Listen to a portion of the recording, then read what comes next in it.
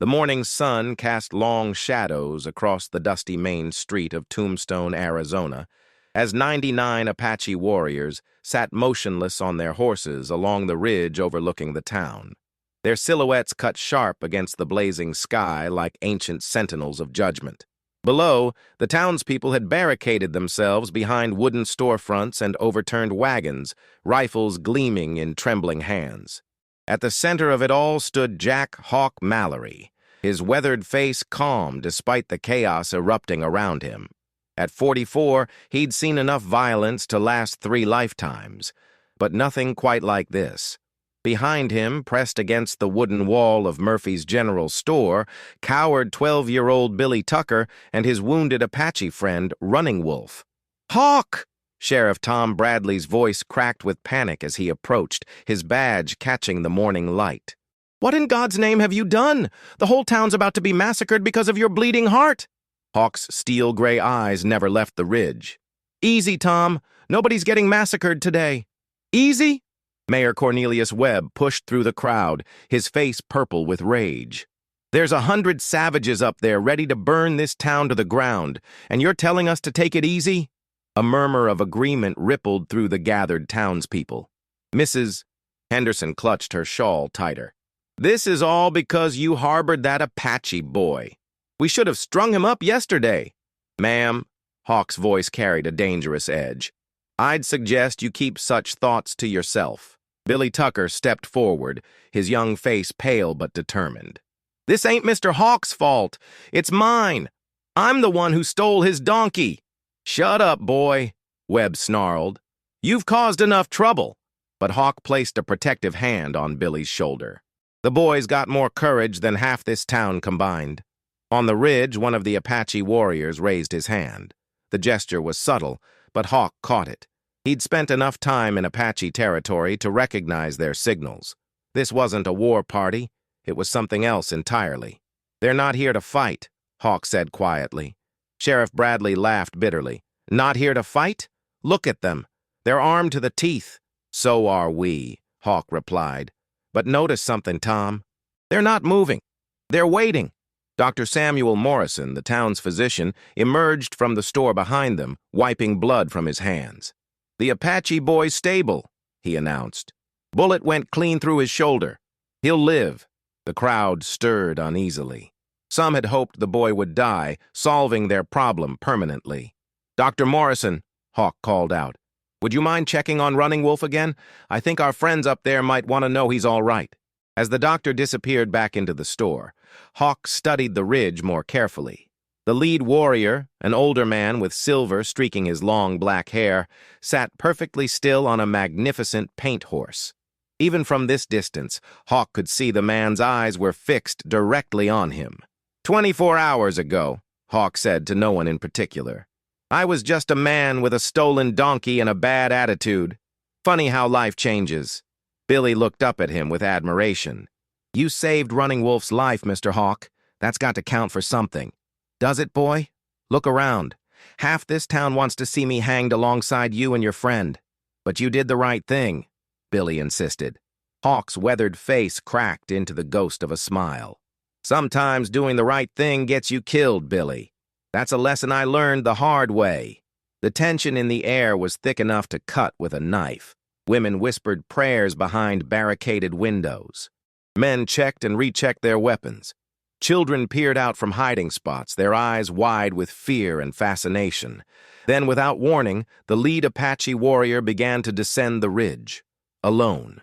"Jesus Christ," Sheriff Bradley muttered, raising his rifle. "Here they come!"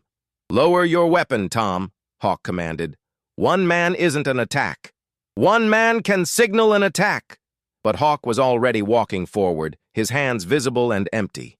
The crowd gasped as he stepped into the open street, making himself a perfect target. The Apache warrior rode slowly down the main street, his horse's hooves echoing off the wooden buildings. He was older than Hawk had initially thought, perhaps 60, with deep lines carved by sun and wind. His clothes were traditional Apache, but he wore a cavalry officer's hat, a trophy from some long-ago battle. When he was 20 feet away, the warrior stopped and dismounted. For a long moment, the two men simply studied each other. "You are the one called Hawk," the Apache said in accented but clear English. "I am. And you?" "I am Chief Gray Eagle of the Chiricahua. The boy you shelter is my grandson." A collective gasp rose from the townspeople. This wasn't just any Apache boy. This was the grandson of one of the most feared war chiefs in the territory. "Your grandson is safe," Hawk replied. "He's been well cared for." Gray Eagle nodded slowly. "This I have heard. The boy who brought him to you, he risked much." "Billy Tucker's got more heart than sense," Hawk admitted. "But he did right by your grandson. And you, Hawk of the Lonely Trail, you also risked much. Why?" The question hung in the air like smoke from a campfire. Hawk could feel every eye in Tombstone watching him, waiting for his answer. Behind him, Billy held his breath. "Because," Hawk said finally, "sometimes a man gets tired of being alone with his mistakes. Sometimes he needs to do something that matters." Gray Eagle studied him for another long moment, then nodded. "You speak truth. I see it in your eyes." "Chief," Hawk said carefully, "your warriors on the ridge, they're making folks nervous." "As they should. But they are not here for war, unless war is brought to them." Gray Eagle's eyes swept over the barricaded townspeople. "They are here to witness." "Witness what?" "Whether the white man's justice includes mercy for those who show mercy to Apache children." The implication was clear. If the town turned on Hawk, Billy, and Running Wolf, the 99 warriors would not stand idle. Dr. Morrison emerged from the store again, this time supporting a pale but walking Running Wolf. The young Apache, no more than 14, leaned heavily on the doctor but managed to stay upright. When Gray Eagle saw his grandson, something shifted in his weathered features. Relief, pride, and something deeper, gratitude. "Grandfather!" Running Wolf called out in Apache, his voice weak but clear. Gray Eagle responded in their native tongue, then turned back to Hawk. "He says you saved his life. He says the boy with yellow hair risked everything to help him." "Billy's got a good heart," Hawk said. "World needs more folks like him." "And fewer like us old warriors?" Gray Eagle replied with what might have been a smile. Sheriff Bradley stepped forward nervously. "Chief Gray Eagle, with all due respect, your presence here is causing quite a stir. Perhaps if you and your men—" "My men stay until this matter is resolved," Gray Eagle interrupted. "The boy who helped my grandson, what will become of him?" All eyes turned to Billy, who straightened his shoulders despite his fear. "I stole Mr. Hawk's donkey," he said clearly. "I broke the law. I'll face whatever punishment comes." "And the man who sheltered my grandson?" Hawk met the chief's gaze steadily. "I'll face whatever comes too." Gray Eagle nodded approvingly. "Honor. It is rare in any people."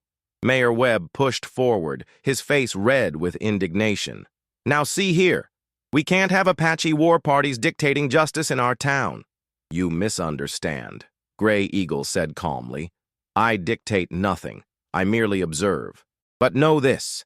The boy who saved my grandson and the man who protected them both, they have earned the respect of the Chiricahua. Harm them, and you harm friends of our people." The threat was subtle, but unmistakable. Webb's bluster deflated like a punctured balloon. "But how did we get here?" Mrs. Henderson called out from behind her barricade. "How did a simple theft turn into this?" Hawk looked back at Billy, then at Running Wolf, then up at the ridge where 99 warriors waited in perfect silence. "Ma'am," he said, "that's a story worth telling. And it started yesterday morning when I woke up to find my donkey missing and my world about to change forever." As if summoned by his words, the sound of braying echoed from behind the general store. Rufus, Hawk's stubborn old donkey, wandered into view, apparently unconcerned by the tension surrounding him. "Well, I'll be damned," Hawk muttered. "Looks like this all started with you, you ornery old cuss." And as the sun climbed higher over Tombstone, casting the scene in stark relief, everyone waited to hear how a stolen donkey, a homeless boy, and a wounded Apache had brought 99 warriors to their doorstep. The reckoning had come. But the story, the real story, was just beginning to unfold. "Hi, how are you?" Sorry to interrupt your story, but what I'm going to ask you is really quick, and it will really help the channel to grow and create new stories. Just click below the video image to subscribe. You'll be doing an act of kindness and encouragement to those who are just starting out. Thank you very much, and continue with your story. 24 hours earlier, Jack Hawk Mallory woke to the sound of silence, and in his 44 years of hard living, he'd learned that silence was often more dangerous than gunfire. His weathered hand instinctively reached for the Colt 45 beside his bedroll before his mind fully registered what was wrong. Rufus wasn't braying. Every morning for the past 3 years, that cantankerous old donkey had greeted the dawn with a sound that could wake the dead, and probably had on more than one occasion. But this morning, as the first pale light crept over the desert hills surrounding Tombstone, Arizona, there was nothing but the whisper of wind through the sagebrush. Hawk rolled out of his blankets, his joints protesting the movement. 3 years of sleeping rough had taken their toll, but it was better than the alternative. Better than the memories that waited for him in proper beds in proper rooms. He pulled on his boots and stepped out of the small cave he'd been calling home, located about 2 miles outside of town in the Dragoon Mountains. "Rufus," he called, his voice echoing off the red rock walls. "You ornery son of a—" But the makeshift corral he'd built from deadfall and rope was empty. The gate hung open, swaying slightly in the morning breeze. Hawk's jaw tightened as he examined the ground. The tracks were clear enough, small boot prints, maybe a size 6, leading away from the corral and down toward the valley. "Damn fool, kids," he muttered. But something about the tracks bothered him. They weren't the careless prints of pranksters. These were purposeful, deliberate. Someone had taken Rufus for a reason. Hawk strapped on his gun belt and grabbed his rifle. In 3 years of living as a hermit, he'd accumulated precious little, but Rufus was more than just transportation. That donkey was the only living thing that had stuck by him through the worst period of his life, never judging, never asking questions about the nightmares that woke him screaming, or the bottle that sometimes provided the only escape from his memories. The trail led down the rocky slope toward Tombstone, but veered off before reaching the main road. Instead, it headed toward the collection of ramshackle shelters and abandoned mine shafts that served as home to the town's forgotten, the drifters, the broken-down miners, and the children who had nowhere else to go. As Hawk followed the tracks, his mind drifted back to why he'd ended up in this god-forsaken place. 3 years ago, he'd been Deputy Marshal Jack Mallory, working out of Tucson. He'd had a badge, a purpose, and something resembling a future. Then came the Prescott job, what should have been a simple prisoner transport that turned into a bloodbath when the prisoners' gang ambushed them. 5 good men died that day because Jack had trusted the wrong person, because he'd believed the lies of a smooth-talking outlaw named Snake Morrison who'd convinced him to take a safer route through Devil's Canyon. The ambush had been perfectly planned, and Jack had walked his men right into it. He'd survived, physically at least. But the guilt had eaten away at him like acid until he couldn't stand to look at his own reflection, couldn't bear the weight of the badge, couldn't face the families of the men who'd died because of his mistake. So he'd resigned, bought Rufus with his last paycheck, and disappeared into the desert to drink himself to death in private. That had been the plan, anyway. But Rufus had other ideas.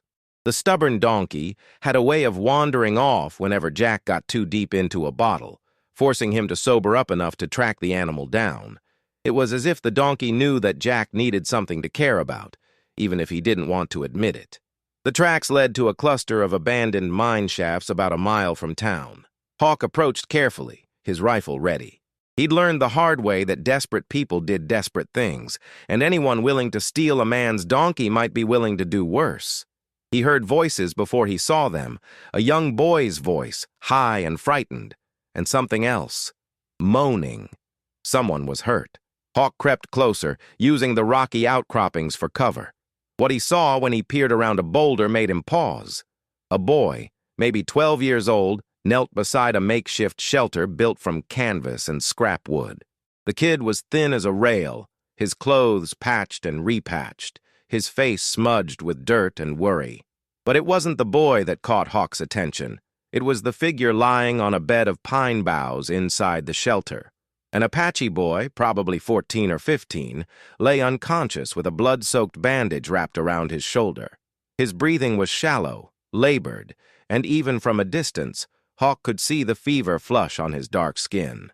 And there, tied to a scrub oak nearby, was Rufus, placidly chewing on some grass the boy had gathered for him. "Come on, Running Wolf," the white boy was saying, his voice thick with tears. "You gotta wake up. I got us help coming, I promise. That donkey's gonna carry you to town, and the doctor's gonna fix you up good as new." The Apache boy, Running Wolf, stirred slightly, mumbling something in his native tongue. The white boy leaned closer, trying to understand. "I don't know what you're saying," the boy whispered, "but I ain't giving up on you. You saved my life when them older boys were fixing to beat me to death. Now I'm gonna save yours." Hawk felt something twist in his chest, a feeling he'd thought was dead and buried. He stepped out from behind the boulder, his rifle lowered but ready. "Boy!" he called out. The kid spun around, his eyes wide with terror. He was even younger than Hawk had thought, couldn't be more than 12, with straw-colored hair and blue eyes that had seen too much hardship for someone his age. "Don't shoot, mister," the boy pleaded. "I know I stole your donkey, but it's for a good cause, I swear." "Easy, son," Hawk said, keeping his voice calm. "I'm not going to shoot you. What's your name?" "Billy," the boy said, then seemed to remember his manners. "Billy Tucker, sir." "Ah, well, Billy Tucker, that's my donkey you've got there. Mind telling me why you felt the need to steal him?" Billy's chin jutted out defiantly. "My friend's dying, and I need to get him to a doctor. But Running Wolf's too heavy for me to carry, and I ain't got no money for a horse or wagon." Hawk looked past Billy to the wounded Apache boy. "Running Wolf, that's his name?" "Yes, sir. He's Apache, but he ain't bad like folks say. He's been living rough like me, trying to stay away from the reservation. We've been looking out for each other." "How'd he get shot?" Billy's face darkened. "Some cowboys from the Clanton spread found him yesterday evening. They was gonna string him up just for being Apache, but Running Wolf got away. One of them got off a shot as he was running." Hawk knew the Clanton outfit, a rough bunch of cattle rustlers and troublemakers who'd been causing problems around Tombstone for months. They were exactly the type to shoot an Apache boy on sight and call it justice. "So you figured you'd steal my donkey and take him to town for doctoring?" "Yes, sir," Billy said, his voice small. "I know it was wrong, but I didn't know what else to do. The doc in town, he won't treat no Apache, but maybe if I could get Running Wolf there and beg—" "Boy," Hawk said gently, "you do realize that taking an Apache into Tombstone is likely to get you both killed? Folks there aren't exactly what you'd call understanding when it comes to Indians." Billy's shoulders sagged. "I know, sir, but I can't just let him die. He's my friend." Hawk studied the boy's face, seeing something there that reminded him of himself at that age. A stubborn loyalty that refused to bend even when common sense said it should. It was the kind of loyalty that had gotten him into trouble as a lawman, the kind that had made him trust Snake Morrison despite his better judgment. But it was also the kind of loyalty that made a man worth something. "Tell me about this friendship," Hawk said, settling down on a nearby rock. "How'd you two end up together?" Billy glanced nervously at Running Wolf, who was stirring restlessly in his fever. "I've been on my own since my pa died in a mine cave-in last year. Ma died when I was little. Been living rough, doing odd jobs, sleeping wherever I could find shelter. About 2 months ago, some older boys cornered me behind the livery stable. They was fixing to beat me senseless just for fun when Running Wolf showed up." "And he helped you?" "More than helped. He ran them boys off with nothing but a stick and a whole lot of courage. Could have kept walking, but he didn't. We've been partners ever since." Hawk looked at the wounded Apache boy, seeing the careful way Billy had arranged the pine boughs to make him comfortable, the clean water in a tin cup nearby, the way the boy had tried to keep the wound clean despite having no proper supplies. "You care about him," Hawk observed. "He's the only family I got," Billy said simply. "And I'm the only family he's got. His people are scattered, some dead, some on the reservation. He don't want to go back there, says it's like being in prison." Hawk understood that feeling. Sometimes the places that were supposed to be safe were the most dangerous of all. "Billy," he said finally, "you know what you're asking for trouble, don't you? Even if we could get Running Wolf to a doctor, word would spread. Apache boy in town, white boy helping him, folks would call it treason." "I don't care what they call it," Billy said fiercely. "It's right." And there it was, the thing that had been eating at Hawk for 3 years. The difference between what was legal and what was right. The difference between following orders and following your conscience. He'd spent 3 years running from the consequences of trusting the wrong person. Maybe it was time to take a chance on trusting the right one. "All right, Billy Tucker," Hawk said, standing up and shouldering his rifle. "Let's see what we can do about saving your friend." Billy's face lit up with hope and disbelief. "You mean it, mister? You'll help us?" "Name's Hawk," he said, "and yes, I'll help. But we're going to do this smart. Taking Running Wolf into town is suicide. We bring the doctor to him." "But how? Doc Morrison won't come out here for no Apache boy." Hawk smiled grimly. "Leave that to me. I've got some persuading to do." As he began to formulate a plan, Hawk couldn't shake the feeling that he was about to step back into a world he'd tried to leave behind. But looking at Billy's hopeful face and Running Wolf's fevered form, he realized that maybe some things were worth the risk. Maybe some things were worth fighting for, even if you'd forgotten how to fight, especially then. The ride back to Tombstone with Billy Tucker proved more enlightening than Hawk had expected. The boy had a way of talking that reminded Hawk of himself at that age, full of questions about the world and determined to find his place in it, no matter how hostile that world might be. "You ever been married, Mr. Hawk?" Billy asked as they rode double on Rufus, the donkey surprisingly accommodating with the extra weight. "Once," Hawk replied curtly, hoping to discourage further questions on the subject. "What happened to her?" Hawk was quiet for so long that Billy probably thought he wasn't going to answer. Finally, he said, "She died. Cholera outbreak in Tucson 5 years ago."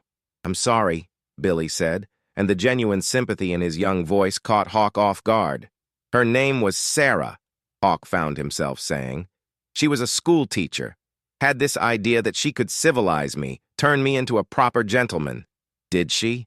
Hawk almost smiled. "She tried. Made me read books, taught me to appreciate music, convinced me that there was more to life than just surviving from one day to the next." Sounds like she was special. She was. And when she died, I figured that was God's way of telling me I wasn't meant for happiness. Wasn't meant for anything good.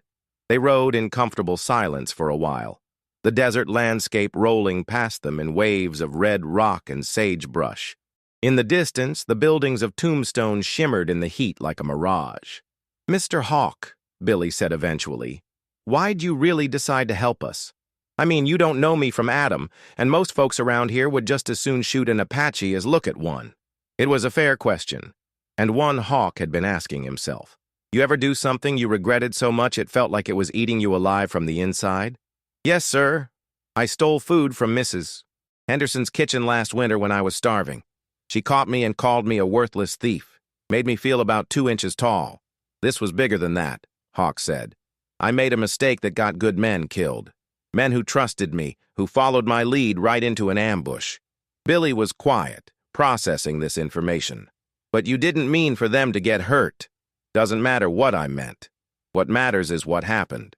And what happened is that 5 men died because I was a fool. So helping Running Wolf is like making up for it?" Hawk considered this. "Maybe. Or maybe I'm just tired of being the kind of man who walks away when someone needs help." As they approached the outskirts of Tombstone, Hawk's plan began to take shape. Dr. Samuel Morrison was a good man, but he was also practical. He wouldn't risk his reputation treating an Apache boy, not unless he had a compelling reason. Fortunately, Hawk knew something about Dr. Morrison that few others did. They left Rufus at the livery stable with strict instructions to the stable boy to keep quiet about their presence. Then Hawk led Billy through the back alleys of Tombstone, avoiding the main street where they might be recognized. Dr. Morrison's office was located above the barber shop, accessible by an external staircase. Hawk had been there before, 3 years ago, when he'd first arrived in Tombstone with a bullet in his shoulder and a bottle of whiskey for anesthesia. He knocked on the door, and after a moment it opened to reveal a man in his 50s with graying hair and tired eyes. Dr. Morrison had seen too much suffering in his years as a frontier physician, and it showed in the lines around his eyes. "Jack Mallory," the doctor said, surprise evident in his voice. "I haven't seen you in months. What brings you to town?" "Need to talk to you, Doc. Privately." Morrison glanced at Billy, then stepped aside to let them in. His office was neat and organized, with medical texts lining the shelves and the smell of carbolic acid hanging in the air. "What can I do for you, Jack?" Hawk got straight to the point. "Got a boy who needs doctoring. Gunshot wound to the shoulder, infected, running a fever. Bring him in, I'll take a look." "Can't bring him in, Doc. He's Apache." Morrison's expression hardened. "Jack, you know I can't—" "Doc," Hawk interrupted. "Remember 3 years ago when you were treating that gambler who got shot in the Silver Dollar? The one who died on your table?" Morrison's face went pale. "What about it? Remember how you'd been drinking that night? How your hands were shaking when you tried to remove the bullet?" "Jack, that's not— I never told anyone about that, Doc. Never mentioned how you begged me to keep quiet about it. How you said it would ruin you if word got out that you'd been operating while drunk." Morrison sank into his chair, suddenly looking much older. "That was different. I was going through a rough patch. My wife had just left me and I'm not judging you, Doc. Hell, I've been down that road myself. But the point is, I kept your secret. Now I'm asking for a favor in return." Billy looked between the two men, sensing the tension, but not fully understanding it. "What exactly are you asking me to do?" Morrison said quietly. "Come with us. Treat the boy. Save his life. And if word gets out that I treated an Apache, my practice would be finished. I'd be run out of town." "Word won't get out," Hawk said firmly. "You have my word on that." Morrison was quiet for a long moment, wrestling with his conscience. Finally, he looked up at Billy. "This Apache boy, he's important to you?" "Yes, sir," Billy said earnestly. "He's my friend. He saved my life." "And you're willing to risk everything to help him?" "Yes, sir, I am." Morrison studied the boy's face, seeing the same determination that Hawk had recognized. "All right," he said finally. "I'll come. But this stays between us, understood?" "Understood," Hawk agreed. As Morrison gathered his medical supplies, Hawk felt a familiar weight settling on his shoulders. The weight of responsibility, of other people's lives depending on his decisions. It was a feeling he'd tried to escape by retreating to his cave in the mountains, but now he realized that running away had never really been an option. Some responsibilities followed you no matter how far you ran. The ride back to the mine shaft was tense. Morrison rode his own horse, his medical bag secured behind his saddle, his face grim with worry. Billy rode with Hawk again, chattering nervously about Running Wolf's condition and how grateful the Apache boy would be. "Mr. Hawk," Billy said as they neared their destination, "what if this don't work? What if Running Wolf's too far gone?" "Then we'll have tried," Hawk replied. "Sometimes that's all you can do." When they reached the makeshift camp, Running Wolf's condition had worsened. His fever had spiked, and he was delirious, mumbling in Apache and thrashing restlessly on his bed of pine boughs. Morrison examined the wound with professional efficiency, his earlier reluctance forgotten in the face of medical necessity. "The bullet's still in there," he announced.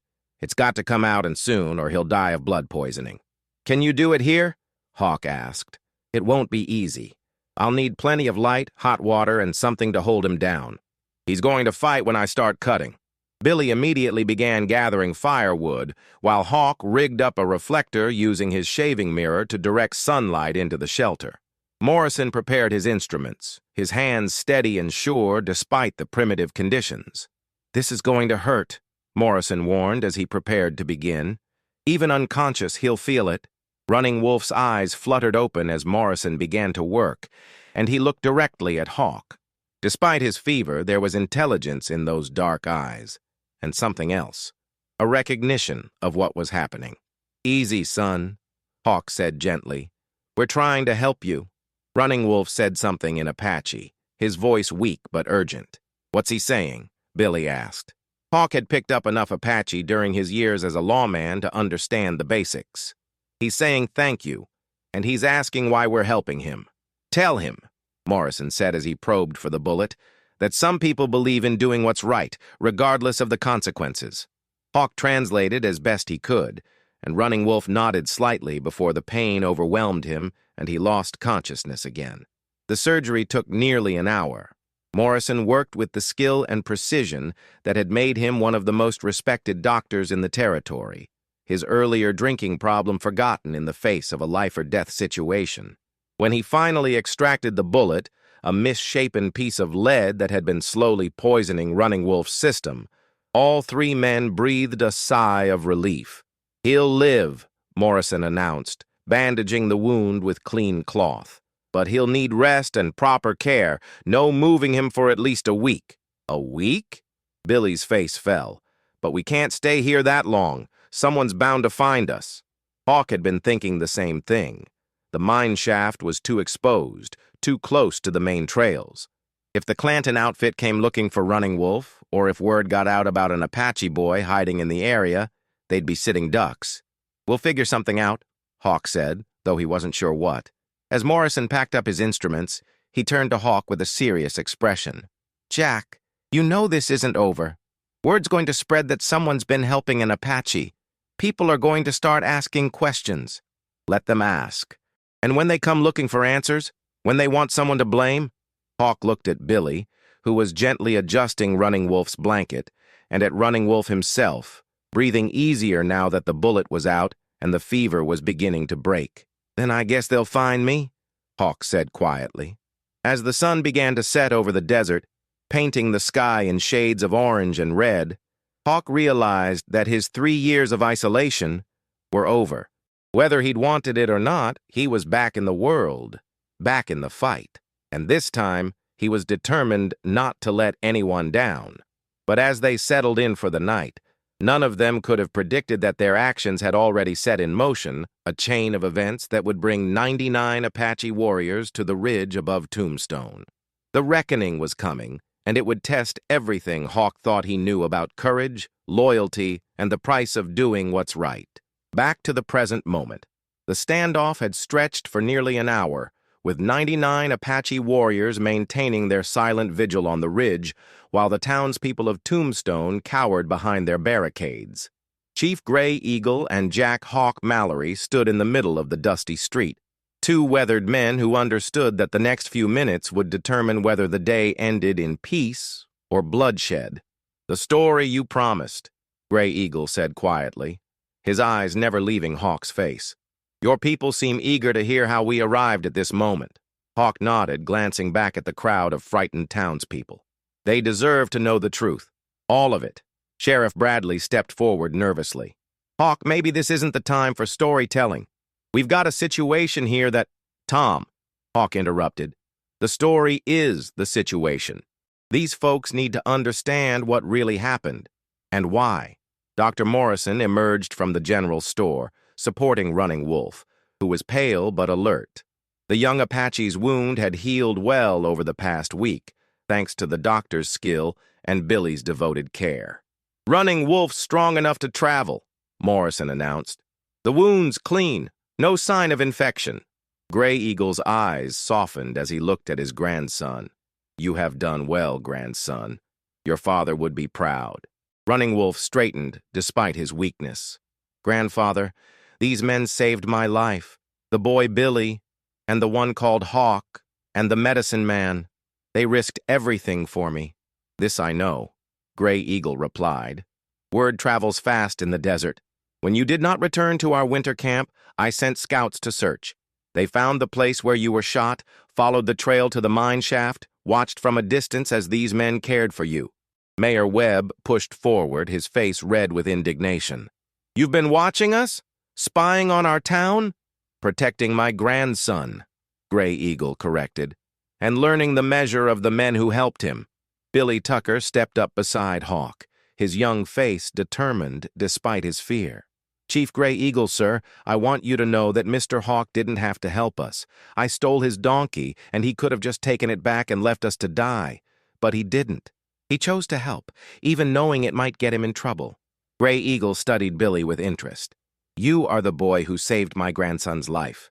"I just did what was right, sir." "As did the man called Hawk. As did the medicine man." Gray Eagle's gaze swept over the crowd. "But not all of your people feel the same way." Cornelius Webb couldn't contain himself any longer. "Now see here. We're not going to be lectured about morality by a bunch of savages. This is a civilized town and we have laws." The temperature in the streets seemed to drop 10 degrees.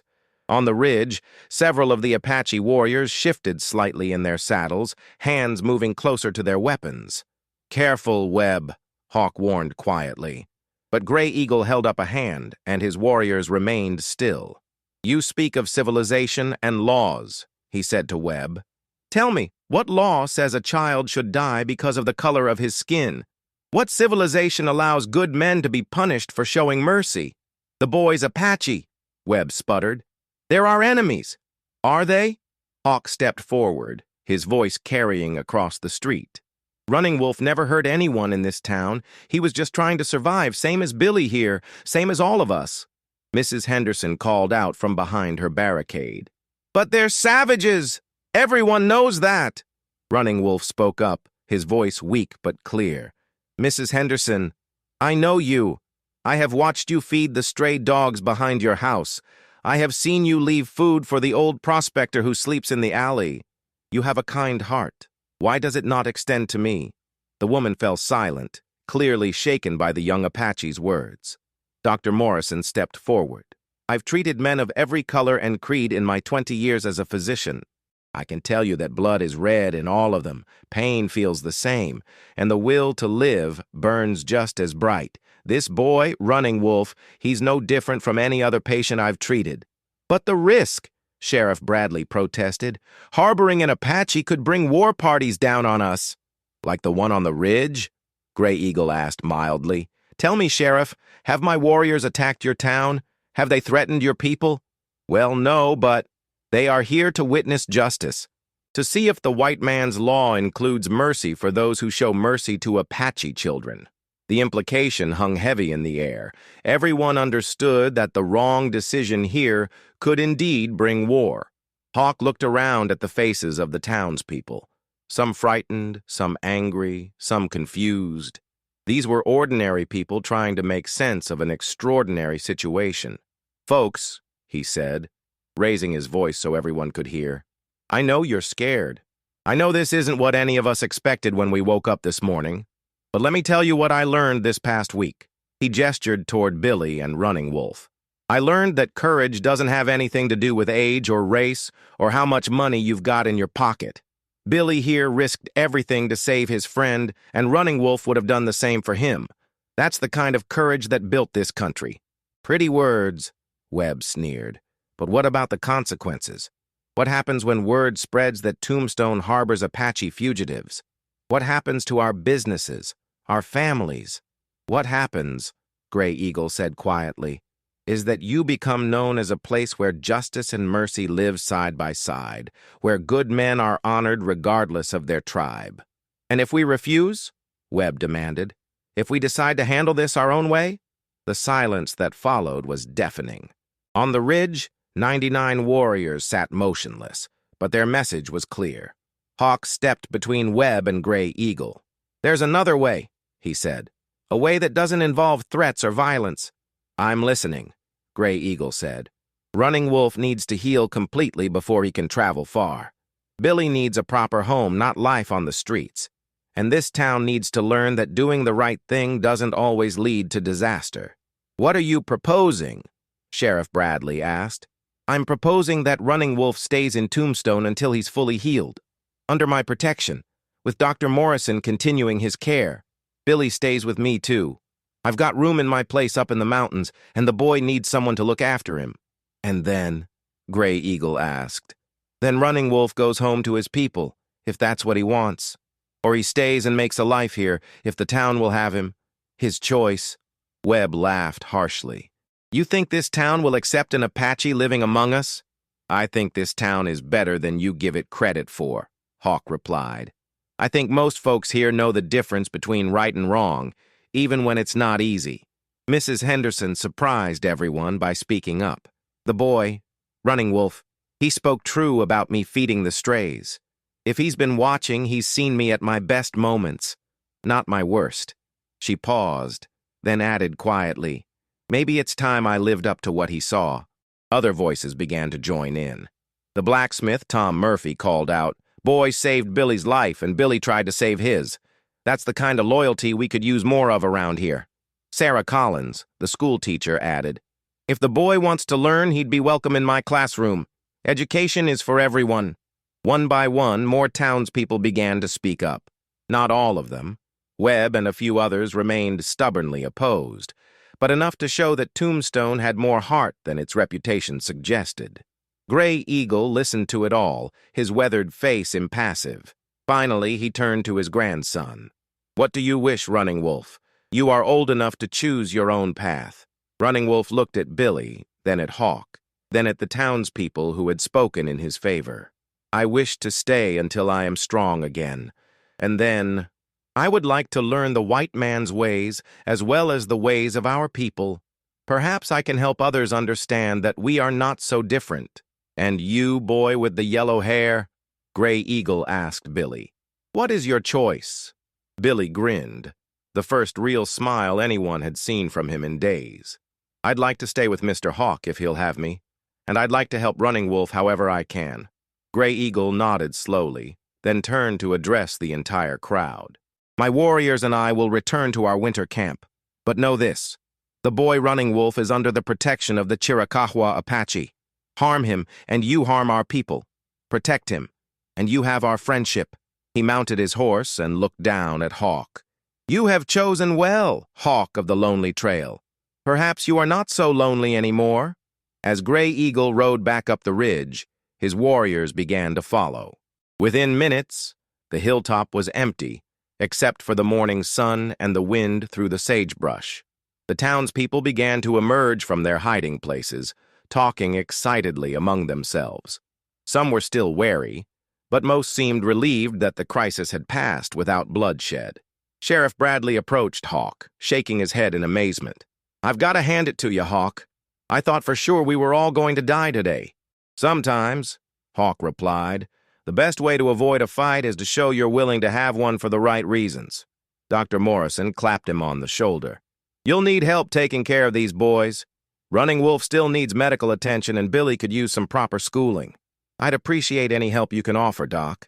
As the crowd began to disperse, Hawk found himself standing in the middle of the street with Billy and Running Wolf. The morning sun was climbing higher, burning off the desert chill, and for the first time in 3 years, Hawk felt something he'd almost forgotten. Hope. Mr. Hawk, Billy said. What happens now? Hawk looked at the two boys, one white, one Apache, both of them orphans who'd found family in each other, and smiled. Now, Billy Tucker, we go home, all three of us. And as they walked toward the livery stable to collect Rufus, Hawk realized that sometimes the best way to stop running from your past was to start building a future. Sometimes the loneliest cowboy could find that he wasn't alone after all. Behind them, the town of Tombstone went about its business, forever changed by the day when 99 Apache warriors came to witness whether justice and mercy could coexist on the American frontier. They had their answer. Hello, how are you? Did you enjoy the story? Like, share, comment on which city you're watching from, and subscribe to the channel to help us continue adding new amazing videos. Thank you very much, and come back often.